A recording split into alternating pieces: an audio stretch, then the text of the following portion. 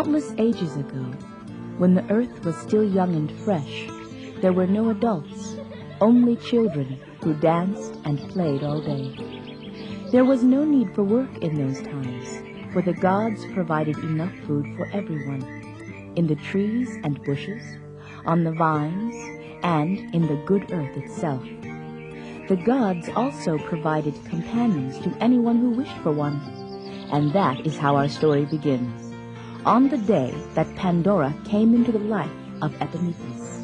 He was to be her companion, and she was to be his. Shortly after Pandora arrived, the young man showed her the inside of his small cottage.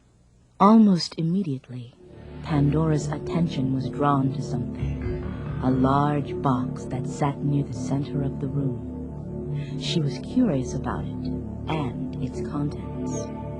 When she asked Epimetheus where it had come from and what was inside, he responded that he did not know the contents of the box, nor could he reveal its source, for he had made a sacred promise never to tell who brought it and to never open it.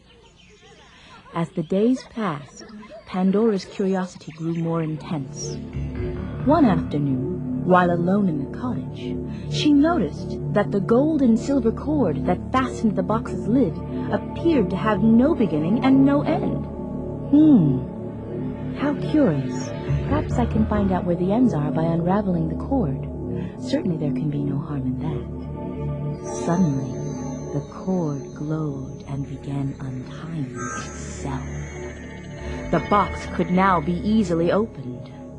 Then, just as suddenly, the box began to shake, and voices could be heard from within, pleading, "Let us out! Let us out! Let us out!" Now at that very moment, Epimetheus was out with the other children, but he was not playing.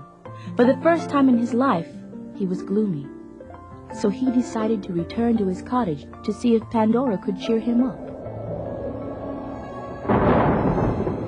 He arrived just as his companion was about to lift the lid.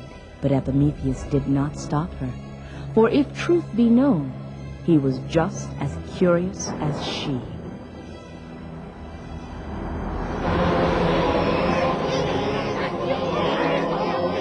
The creatures were the troubles of the world, evil passions, pain, disease, sorrow, anger, intolerance, and all the rest. And out they flew, to spread to the four corners of the earth. And as they did, everyone changed, and everything changed. And yet, not all that came from the box that day was an earthly trouble. One last creature remained. Her wings, which appeared to be made of rainbows, lifted her out of the box until she hovered near Pandora and Epimetheus. "My name is Hope, and I will be here as long as you need me. It is true that you released the earthly troubles today, but as long as you trust in me, I promise to make things better." Pandora and Epimetheus did trust her, and so things did get better. Yes, the troubles remained, and still remain to this day. But hope showed that today's troubles can turn into tomorrow's happiness.